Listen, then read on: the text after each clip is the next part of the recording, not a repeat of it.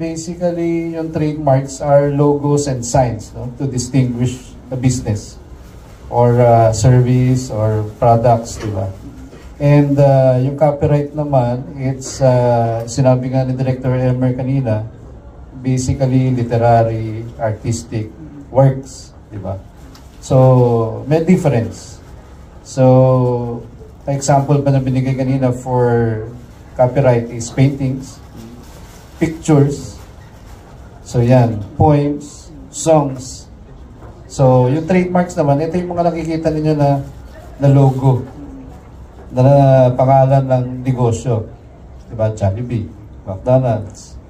Yan yung mga trademarks. And hindi yan copyright. Kumbaga, iba pa rin yung copyright, diba? So, siguro mas may explain ng expert natin si Director Emmer. Director Emmer. Thank you, Didi. Tama po yun. So, magkaibang klase or type of intellectual property ang copyright at saka trademark. Ang copyright ay ang pinoprotektahan is over literary and artistic works. I think ang confusion nyo ay tungkol dun sa logo, no? Kasi yung logo is the coverage, no, of trademark application. Pero magkaiba kasi yung purpose, no? Ang trademark, sabi nga ni DG, is for the public, for the consumer, in fact, to be able to distinguish the source of a service or a product.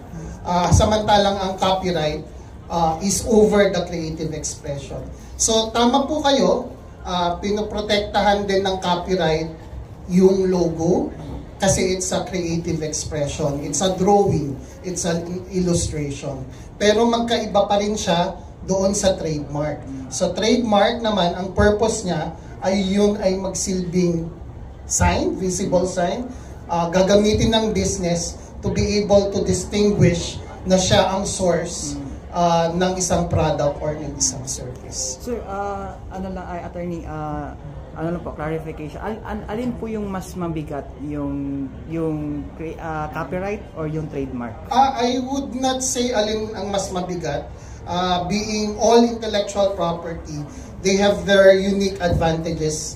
And you may call this advantage, may sarili silang feature. For example, ang copyright po ay technically hindi nyo kailangang i-register para magkaroon ng protection.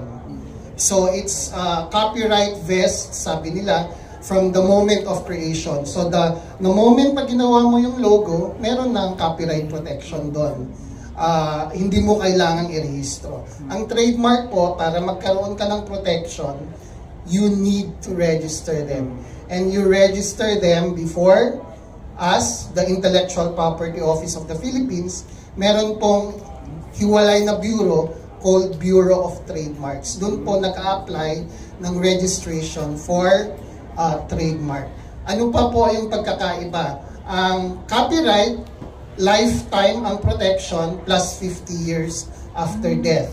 So, namatay na yung nag-drawing, meron pa rin protection for 50 years after. Ang trademark, actually, pwedeng may forever, no? Pwedeng perpetual ang protection mo.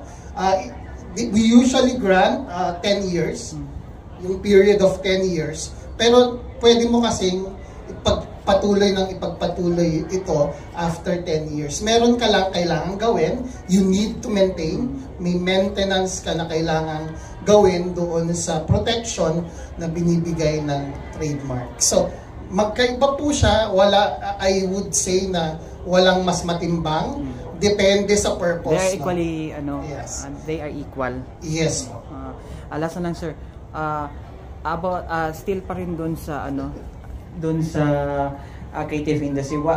May mga issues kasi na kunwari, you are an author, tapos, ibinenta mo sa isang publishing house yung akda mo, and then later on parang may kunwari if hypothetical question, what if may dispute with regards to the copyright? Sino po yung mas ang may right po ay may copyright po yung publishing or publisher or yung author. Contracts na yata.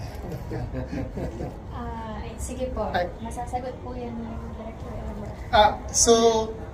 Generally, like any other right, pwede namang i-transfer, pwedeng i-assign yung isang karapatan. So, ganun din po ang copyright. Pwedeng i-transfer, pwedeng i-assign sa ibang tao. So, I think ang magiging sagot ko, sabi nga ni Chair Kling, it will be depende kung anong nakalagay sa contractual, sa kontrata or sa usapan, sa agreement ni publisher at saka ni author. Kasi hindi naman bawal na i-assign niya or i-transfer niya yung karapatan niya doon sa publisher, no? It's a contractual arrangement. For as long as it's a valid contract, walang force, yung ganon, not under duress, then valid naman yung pag-transfer. Ina-allow din yan ng ating intellectual property code. Whether partial, whether full. Sabi sa ating IP code, sa copyright law, pwedeng i-transfer in part or in full yung copyright. Bakit in full? Kasi, explain ko lang, no? May iba-ibang klaseng rights under copyright. May right of reproduction, yung pagkopya, may right to display it, may right to make a derivative work out of it. So, pwedeng iba-iba ang pagbigyan mo ng copyright, ay yung rights na yon. But you can assign all of it to one single person or to as many persons as possible.